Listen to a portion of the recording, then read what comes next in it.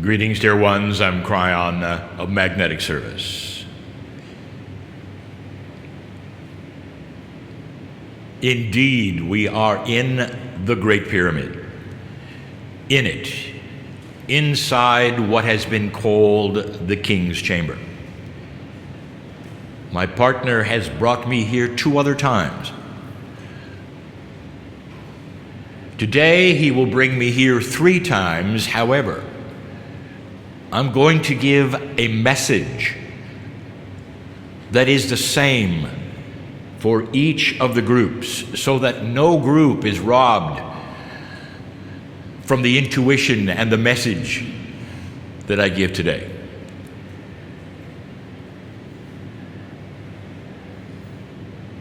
I want to examine for a moment one thing and then go someplace you don't expect me to go.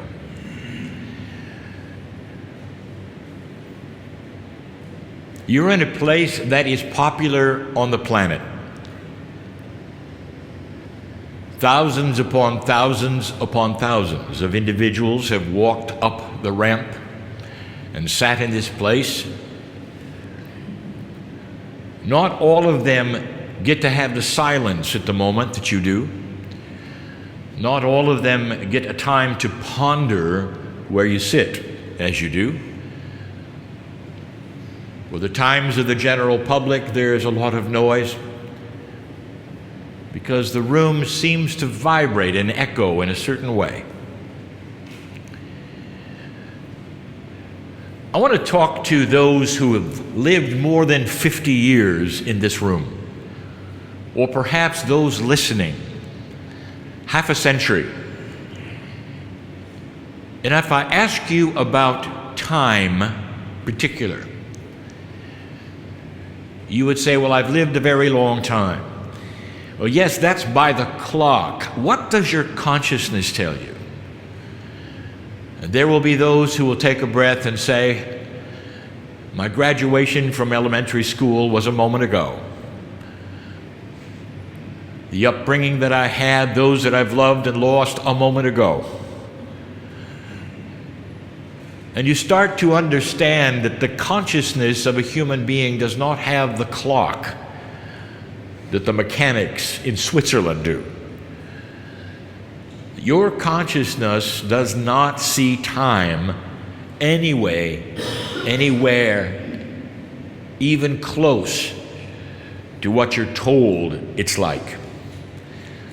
Did you know that this is a major study in physics?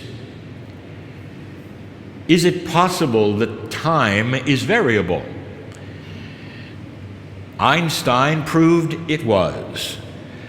All you had to do was go fast enough, and you could slow it down for yourself. This showed suddenly that time is not absolute, and that it has intricacies that you have no idea about. But consciousness is like a time machine. You can go backwards instantly and live there, and it doesn't seem like 50 years went by. Perhaps you're a young person here. You've only had maybe 30 or less. Even then, you realize it's gone very quickly, has it not?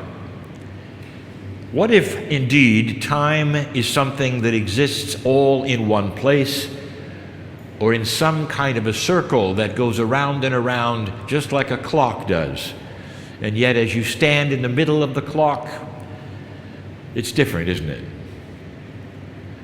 Did you know at the Large Hadron Collector, that giant apparatus that spins up atomic structure and looks at the protons, that they are looking for a time particle? They are convinced at atomic structure that at that level of the atom, part of it has time within it. It has to. For that is part of the rules of how vibration works.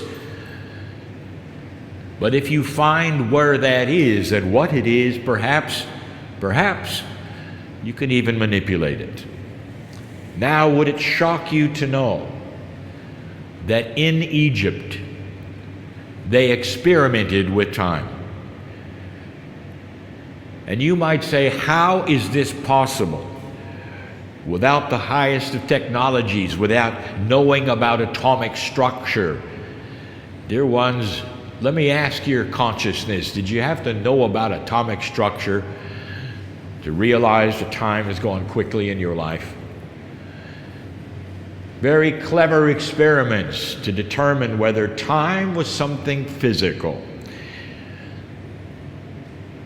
Perhaps you'll uncover those experiments and actually recognize what they were doing, and if you do, you might have then a greater appreciation than ever of who they were.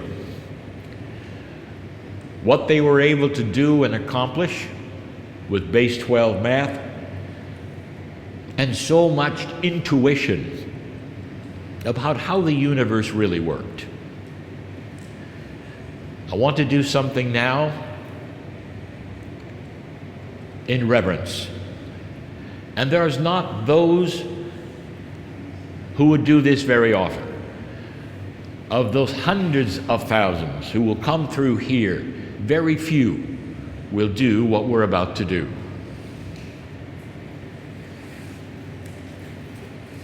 Do you believe the soul is eternal?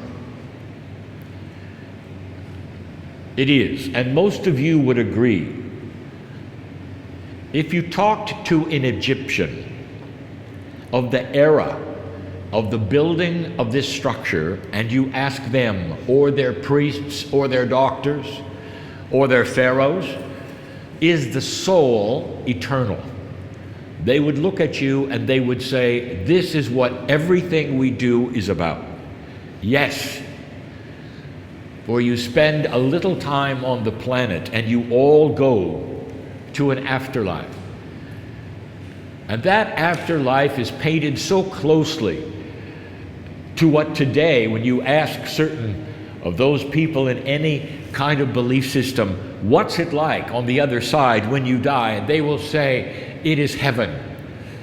There is beauty. You never age. This is intuitive, dear ones. Every single human being on the planet ponders this. It's built in for you to understand that the soul is eternal. Your body is not, but the soul continues.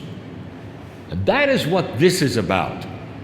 The structure is about. The sarcophagus behind me is about.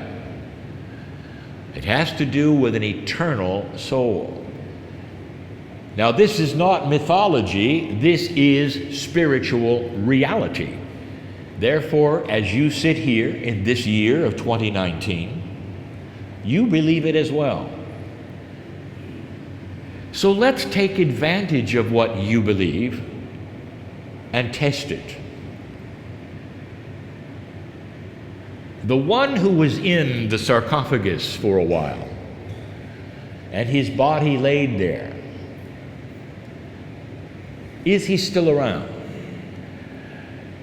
And you would say, well, not in body, but his soul is somewhere. Of course, the mystery of multidimensional things is there's no place or location outside of three-dimensional thinking. So if you have a multidimensional energy, it has the ability to be everywhere. And if you doubt that, physics is studying that very thing, and they call it entanglement. So now we've established the one who this structure was built for, who laid in that sarcophagus, might actually still be around. Thousands of years. Thousands. Does it really make a difference? That's part of the time experiment in Egypt. Is it in a circle? Is it possible that mathematics could show this? These are questions that even your physicists are not able to answer because they don't have the elegance of the math that the Egyptians had. So let's turn the page. I want to call in the king. Now you'll say, well, who is that? This is the king's chamber.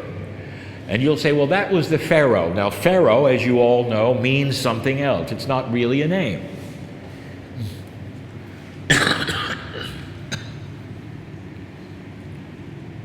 Let's call in the king, the one who laid in the sarcophagus, just for a moment. Not in a seance way, in a beautiful, benevolent way, understanding that time does not exist for him and his soul. Let's call him in and talk to him for a moment. And we're not going to call him by name. Dear King, we are in a sacred place and we are not here to violate it. We are here to respect it. Dear King, come and join us for just a moment and be safe with us. Dear King, we are not going to say your name because some of us know that's not the name your mother gave you. That's the name your lineage gave you. And in the recesses of the place where you would love your mother and your father, as they brought you up, they called you something else. We know this. So whatever name we say will be incorrect. So let us call you brother. Brother, we are in this place where they put you to go to the afterlife. This belongs to you. It has your name on it. This is your room.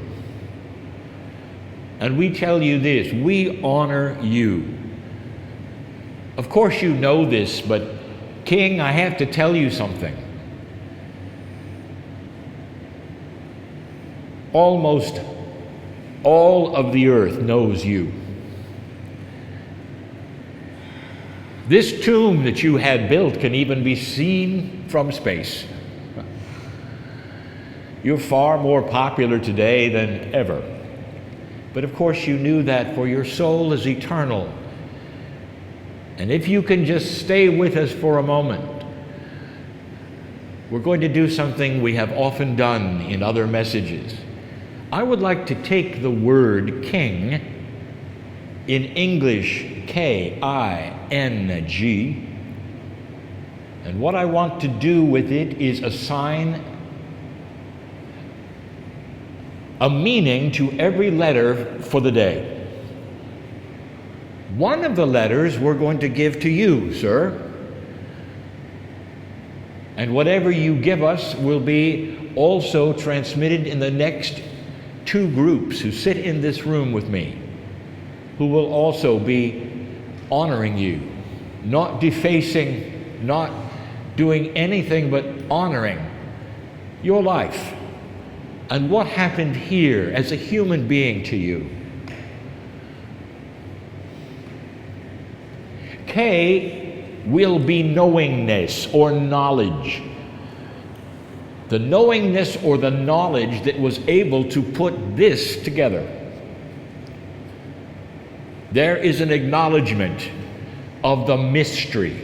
Even today, in this high-tech world, there had to be a knowingness beyond what is known by those in this year to make this place. There are those who say, well, with enough time and enough effort, anything can be done. Well, it can't be done without the mathematics to plan it.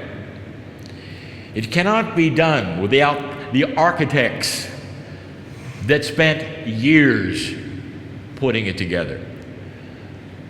And there's so much of a puzzle here. It's not just brick by brick, as you would say. It's what goes in first, what goes in last, so that things cannot be moved or taken out what sizes are important, and there's more. We celebrate knowingness. And that was your civilization, sir. And we look upon you and what this is, and we celebrate the first letter, the knowingness. The I is going to stand for inspiration. Whose idea was this? And when it was first presented, did they roll their eyes?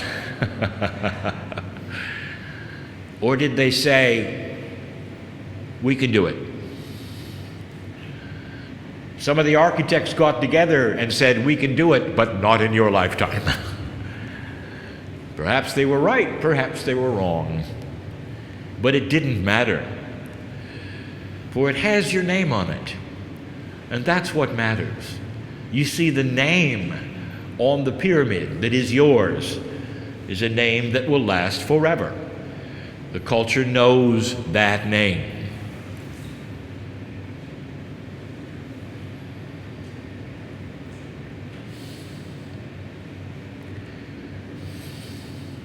We're going to let you supply the next meaning of the letter. What is it you want us to know about N?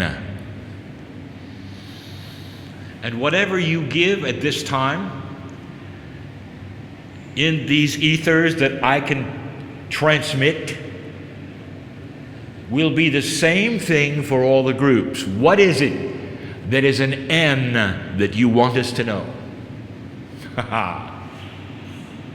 And the king is laughing, for he says it's notes, N-O-T-E-S. Now, king, does that mean you wrote a lot of notes? And he laughs more. And he said, you think this pyramid is about sound? Anything can make a sound. This is about notes. It is about the notes on the scale of vibration you call music. Notes.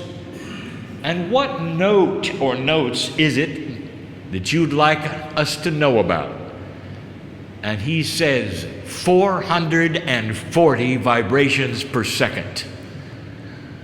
Do you see any semblance of the fours we talked to you about earlier, dear ones? Here they are again.